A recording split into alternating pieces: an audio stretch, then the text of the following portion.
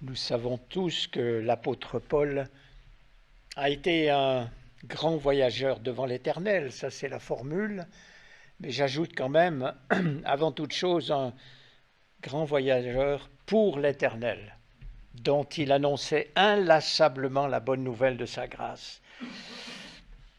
Et le titre que j'ai retenu tient en 8 mots, « C'est ainsi que nous sommes allés à Rome ». Nous y reviendrons. Au sujet de Paul, je cite en introduction quelques lignes de la seconde 21 d'études qui dit ceci. Par terre et par mer, il a parcouru plus de 20 000 kilomètres à vol d'oiseau. Un des plus importants voyages de l'apôtre Paul est celui qui l'amène jusqu'à Rome, mais il ne se déroule pas comme l'apôtre s'y attendait. Il est d'ordre judiciaire plus que missionnaire. Suite à plusieurs procès et transactions, Paul est amené à Rome où sa présentation de l'Évangile pénétrera dans les murs du palais impérial. Parfois, quand les choses ne se passent pas comme nous le voudrions, elles se déroulent mieux que nous ne pouvions nous y attendre. Je crois qu'on peut dire amen à cela, parce que notre folle du logis généralement aggrave les choses. Fin de citation. Ce que je viens de dire, ce n'est pas dans la citation, la folle du logis, c'est pas là. Et c'est vrai que le parcours du chrétien n'est pas facile. Être croyant ne résout pas et ne supprime pas les problèmes. Certains s'y ajoutent et d'autres nous sont absolument promis. Voir Jean 15, versets 18 et suivants. Et l'apôtre en témoigne en disant à un moment donné qu'il a servi en toute humilité et avec larmes. Ça fait partie de son partage aux anciens de Milet. Et à un autre moment, l'apôtre écrit ceci, « Autour de moi, ce n'était que combat, en moi, inquiétude et crainte. » Et c'est vrai que si le christianisme facilitait la vie, les foules se tourneraient vers Christ par intérêt. Alors le voyage dont il sera question se termine par ces mots que j'ai retenus comme titre, et c'est Luc qui dit cela, « C'est ainsi que nous sommes allés à Rome ». Alors cette phrase lapidaire résume un voyage que l'apôtre Paul a vivement désiré faire. Alors, en lisant cette courte phrase, tout lecteur qui ignore les aléas du voyage, rapportés par la Bible, déduit que la chose a été simple, sans histoire, sans aucun problème. Un beau voyage. On entend le temps des voyages l'été. Aujourd'hui, on dirait qu'en suivant les itinéraires bis, de délestage, dits de bison futé, on n'aurait que peu ou pas de bouchons. Ou alors, avec un vol low cost, nous serions à Rome en peu d'heures. Mais notre récit se situe au 1er siècle. Et le récit de ce 3e voyage de l'apôtre, et j'ai regardé ça, j'étais surpris, occupe tout de même 13 pages dans la seconde 21 d'études, soit depuis acte 21, 17, où Paul est arrêté à Jérusalem, et se poursuit jusqu'à la fin du livre des Actes. 13 pages, pardon. Mais alors, je me suis posé cette question. Dans l'expression « c'est ainsi que », qu'y a-t-il derrière le terme « ainsi » ? La définition de l'adverbe « ainsi » est la suivante, « de cette façon ». L'explication est donc simple, c'est donc de cette façon-là, et pas autrement, que nous sommes allés à Rome. Alors on rejoint maintenant l'apôtre à Éphèse, et c'est Luc qui nous informe du projet de l'apôtre Paul par les lignes d'Acte 19, verset 21. Après ces événements qui sont mentionnés auparavant, Paul forma le projet d'aller à Jérusalem en traversant la Macédoine et l'Achaïe. « Quand j'y serai allé, disait-il, il faudra aussi que je me rende à Rome. » Alors, qu'est-ce qui s'est passé durant cette période ? Alors à ce sujet, il vaut la peine d'écouter la note de Romains 1, versets 9 à 10, de nouveau dans la seconde 21 d'études, je cite « Lorsque nous prions régulièrement pour un sujet particulier, ne soyons pas surpris de la manière dont le Seigneur répond. Paul prie parce qu'il veut se rendre à Rome pour y enseigner les croyants. Quand sa prière sera finalement exaucée, c'est comme prisonnier qu'il arrivera dans cette ville. Il demandera la protection de Dieu sur son voyage et il arrivera effectivement sain et sauf, point de suspension, après avoir été arrêté et battu, avoir fait naufrage et avoir été mordu par un serpent. Quand nous prions régulièrement, sincèrement, le Seigneur répond, mais au moment choisi par lui et parfois de manière inattendue. Fin de citation. Alors, on va chanter. Un chant inspiré par les voyages de Paul. C'est le chant Gem 667 intitulé « Et je cours vers le but ». Je vous propose de vous lever pour ne pas avoir de fourmillement dans les jambes. C'est comme en avion. Vous se levez de temps en temps.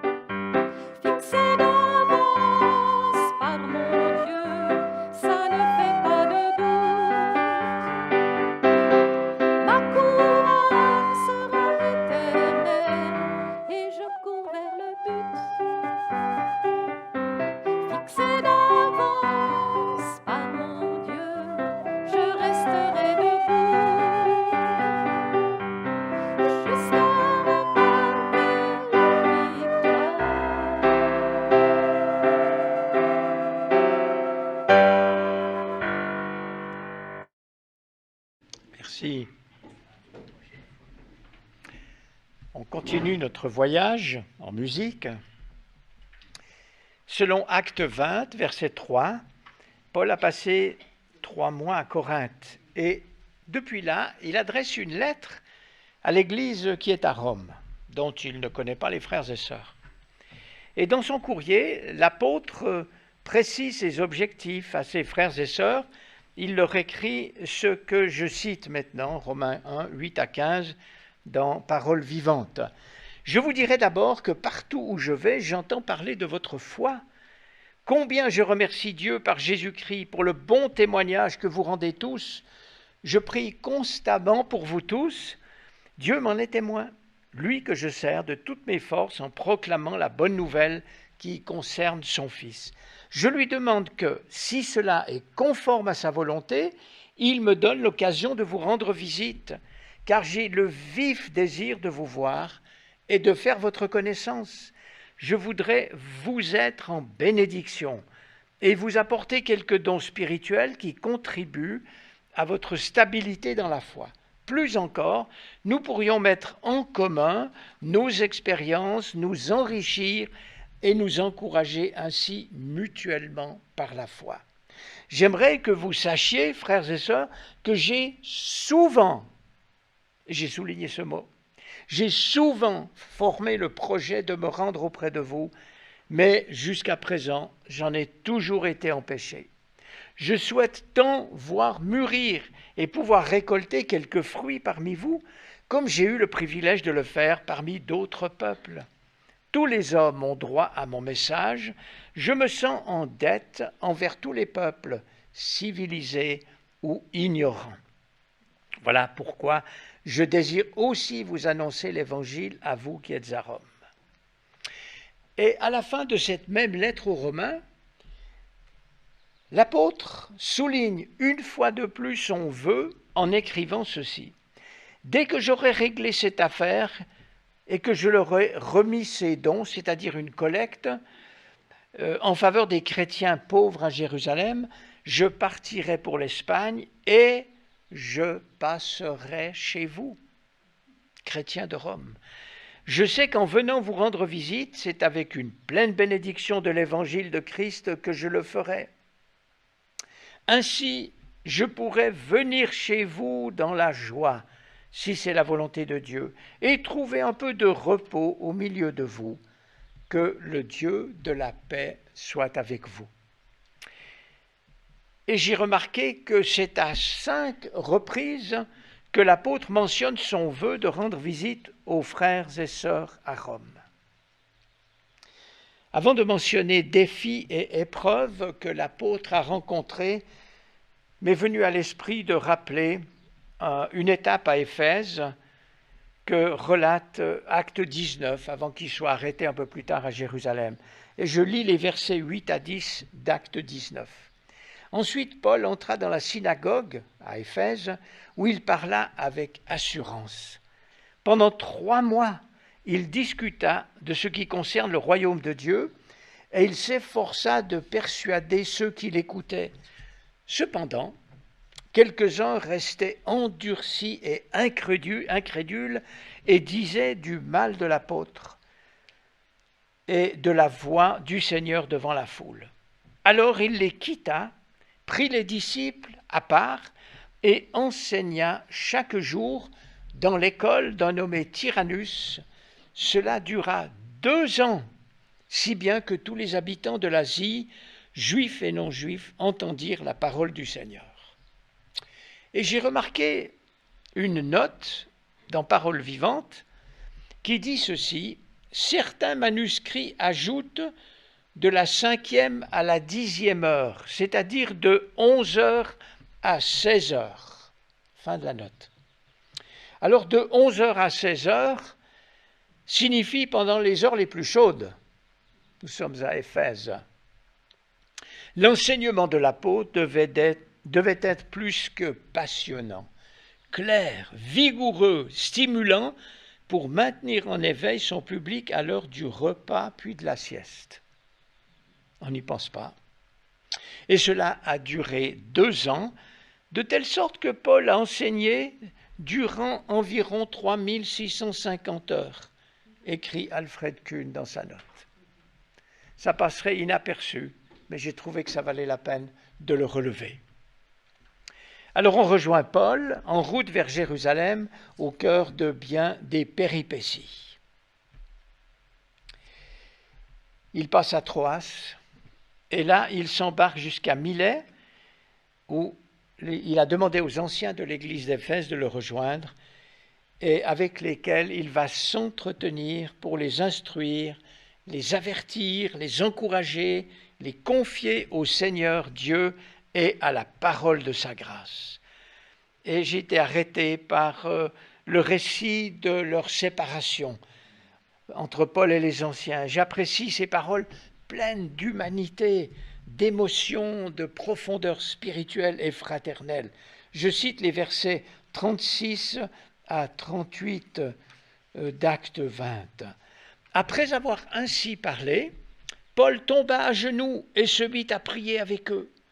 Tous alors éclatèrent en sanglots et se jetant à son cou, ils l'embrassaient, le cœur serré. Ce qui les affligeait surtout, c'était cette parole. Aucun de vous ne me reverra plus.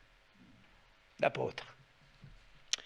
Puis, ils l'accompagnèrent jusqu'au bateau.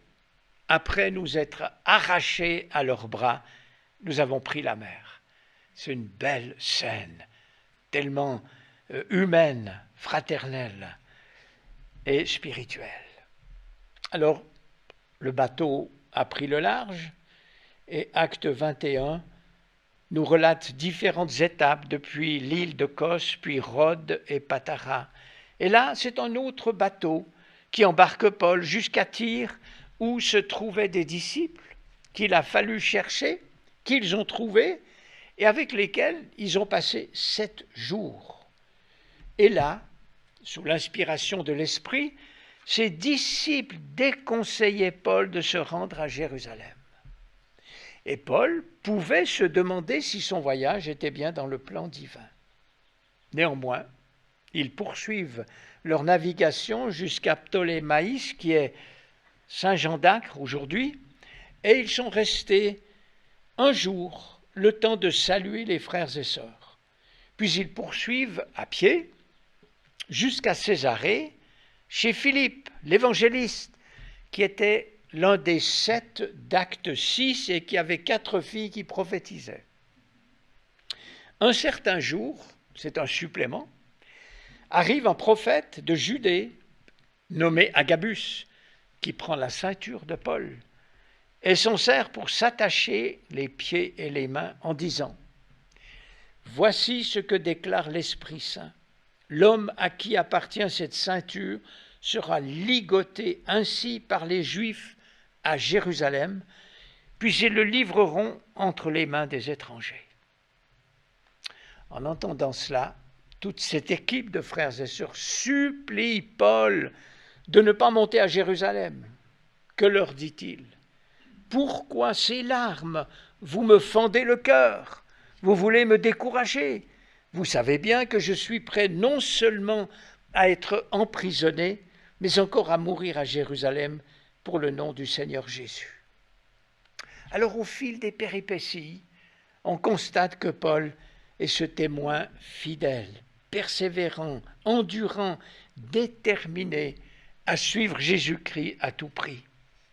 Écrivant plus tard à Timothée, l'apôtre rappelle un fait important. L'homme peut être lié comme un malfaiteur, mais le message divin n'est pas lié pour autant. La parole de Dieu ne se laisse pas emprisonner. 2 Timothée 2,9. Par ailleurs et de plus, la parole de Dieu ne retourne pas à Dieu sans avoir fait ce qu'il désire et rempli la mission qu'il lui a confiée. Vous savez où est cette référence? L'apôtre est rempli de joie et d'espérance. On va le rejoindre par un chant qui nous dit « Comme du ciel descend la pluie pour donner le blé et le pain, ainsi la parole de vie jamais n'est répandue en vain. » On va le chanter. On fait une petite escale dans la prédication. Une de plus.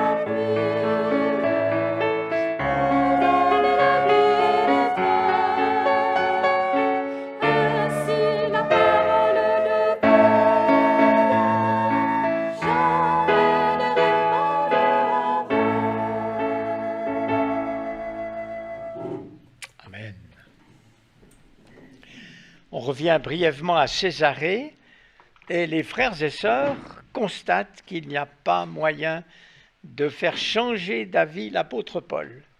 Alors ils comprennent qu'il est inutile d'insister et se sont contentés de dire que la volonté du Seigneur soit faite et que son plan s'accomplisse.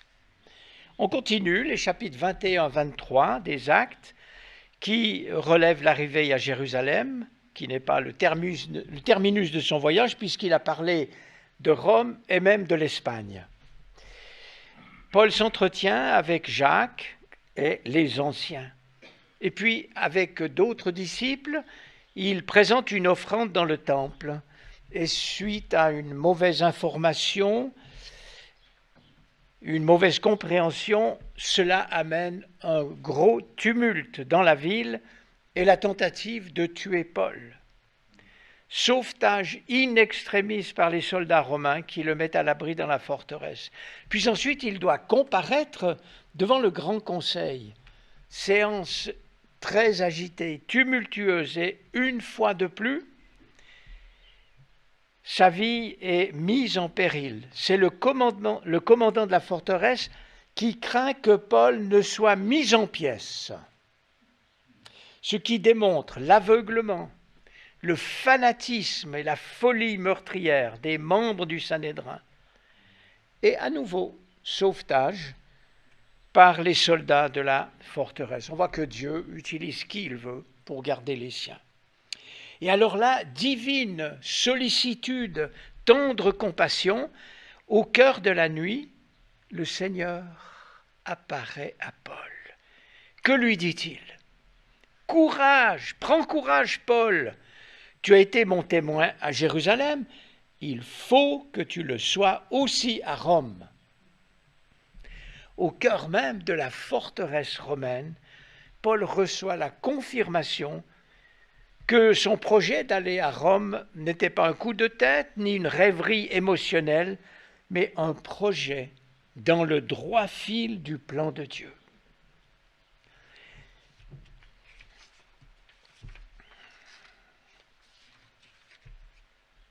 Il y a une petite interruption du voyage. On peut être sûr que l'apôtre Paul a été terriblement encouragé, joyeux, qu'il a béni le Seigneur au sein de sa cellule, gardée par les Romains, mais d'une manière souveraine, le Seigneur l'a dit, Paul, c'est bon, tu peux aller à Rome. Il y a quand même le complot qui est dressé par plus de 40 Juifs, c'est Acte 23, versets 12 à 22, qui jurent de ne plus boire ni de manger avant d'avoir tué Paul. Malheureusement pour eux, ce complot est déjoué grâce à un neveu de Paul, et nous n'avons pas de souci à nous faire sur le devenir de ces quelques 40 meurtriers en puissance. Quand le neveu est introduit auprès du commandant romain, les Romains ne badinent pas avec les complots des Juifs. Ils doivent maintenir absolument la paix parce qu'ils risquent leur propre poste. Alors il est, l'apôtre, transféré pendant la nuit et en urgence à Césarée. Et l'apôtre aura l'honneur d'une garde composée de 200 soldats, 70 cavaliers, 200 archers, plus des chevaux pour le conduire sain et sauf au gouverneur Félix. Quel accompagnant pour Paul! Extraordinaire, impressionnant. Et c'est ainsi que Dieu a préparé l'accès de Paul auprès de Félix, procurateur romain de Judée. Cet homme était un tyran, cruel, immoral. Et pourtant, Paul ne craint pas de lui parler de justice, de la maîtrise de soi et du jugement. Et cela effraie Félix, qui lui demande de se retirer. Mais Félix fera tout de même venir Paul assez souvent pour s'entretenir avec lui. Quel est le mobile de Félix? Il espérait que Paul lui donnerait des sous. Il s'est largement trompé. Toujours est-il que cet homme, peu recommandable, cherche à plaire et veut continuer à plaire aux Juifs, et il va garder Paul 2 ans supplémentaires, 2 ans en prison, jusqu'au moment où il peut le confier à son successeur, Porcius Festus. Et alors, actes 24 et 25 rapportent le témoignage que Paul peut rendre devant tout un aéropage de personnalités, tout le gratin du coin, comme on dit. Agrippa, roi de diverses provinces romaines, et puis Bérénice, puis Festus, dont le caractère contrastait agréablement avec celui de Félix, puis il y avait les commandants romains, et puis les hommes importants de la ville. Et alors, tous ces gens, qui sont des gens d'expérience, formés, doivent constater que la défense présentée par l'apôtre Paul n'a pas besoin d'aller vers l'empereur. Il pourrait être relâché. Et c'est le roi Agrippa qui le dit. Il conclut en disant que Paul aurait pu être relâché s'il n'avait pas fait appel à l'empereur. Et si Paul a fait ce choix d'en appeler à l'empereur, il savait qu'il ne pouvait rien attendre de bon de la part des Juifs qui le poursuivaient, et il faisait à son égard ce qu'ils avaient fait au Seigneur Jésus. Et on constate que l'apôtre Paul, là, est plus en sécurité auprès des Romains qu'auprès des dirigeants de son propre peuple. On a un chant à nouveau qui va nous aider à garder notre attention. Le chant 1707, intitulé « Libéré du péché ». On peut lire les paroles. Dieu à Paul, je t'ai choisi du milieu du peuple, du milieu de ce peuple et du milieu des païens, vers qui je t'envoie, afin que tu leur ouvres les yeux, pour qu'ils passent des ténèbres à la lumière et de la puissance de Satan à Dieu, pour qu'ils reçoivent par la foi en moi le pardon des péchés et l'héritage avec les sanctifiés. Merci, Daniel.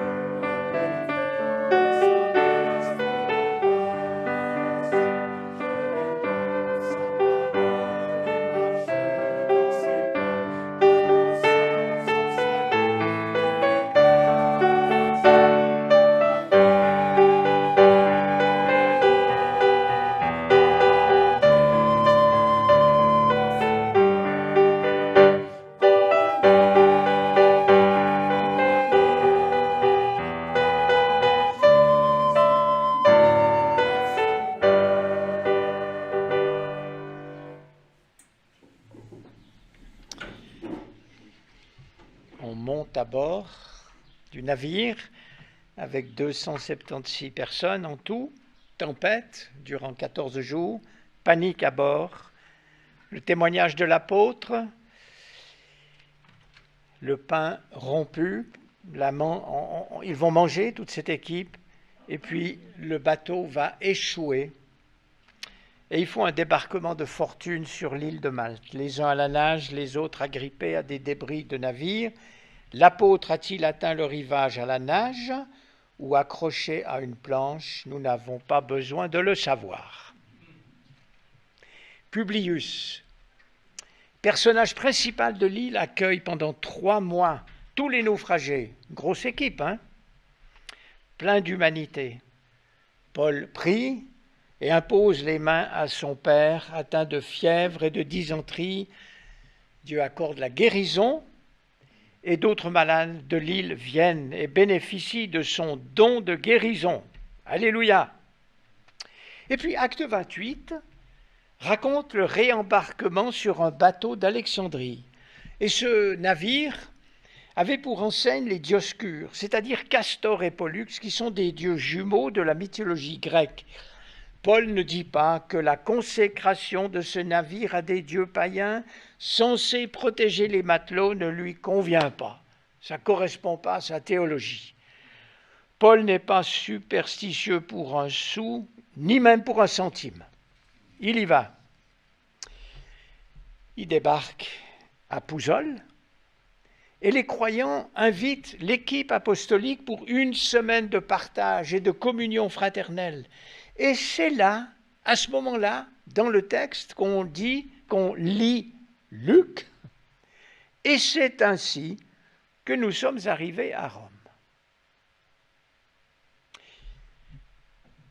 Mon ancre et ma voile, ils sont arrivés là-bas.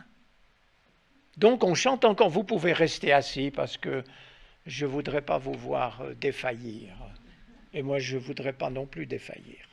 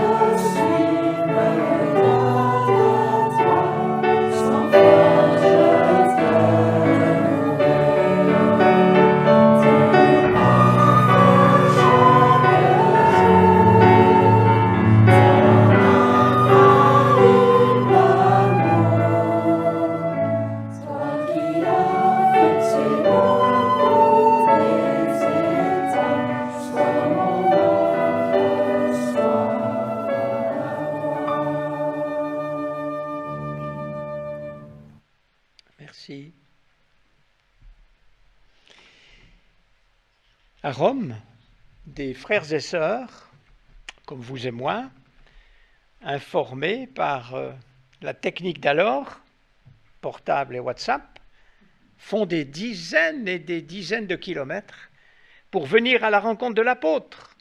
Et il y a un magnifique texte là. Quand Paul les a vus, il a remercié Dieu et repris courage. Combien il en avait besoin?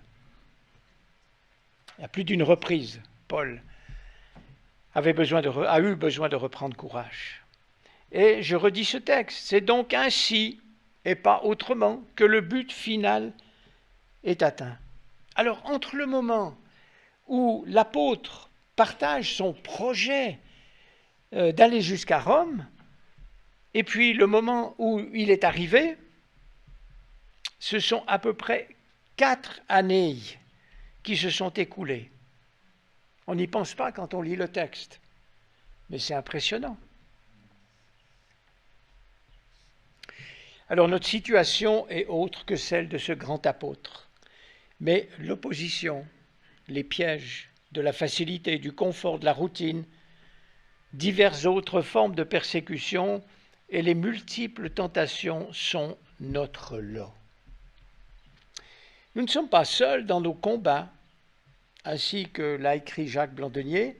La révélation biblique est la seule à nous faire l'incommensurable cadeau d'un Dieu à la fois au-dessus de nous, Dieu le Père, avec nous, Dieu le Fils, et en nous, Dieu le Saint-Esprit.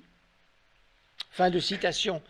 Alors, sous l'experte direction de Dieu, nous poursuivons et nous atteindrons le but final. Pas forcément comme on le pense. Et c'est vrai que même les projets les plus spirituels ou les projets des personnes les plus spirituelles ne coïncident pas forcément avec le plan du Seigneur. J'ai relevé Proverbe 19, 21 qui dit ceci: « Il y a dans le cœur de l'homme beaucoup de projets, mais c'est le plan de l'Éternel qui s'accomplit. » Littéralement, qui tiendra debout. J'aime cette pensée.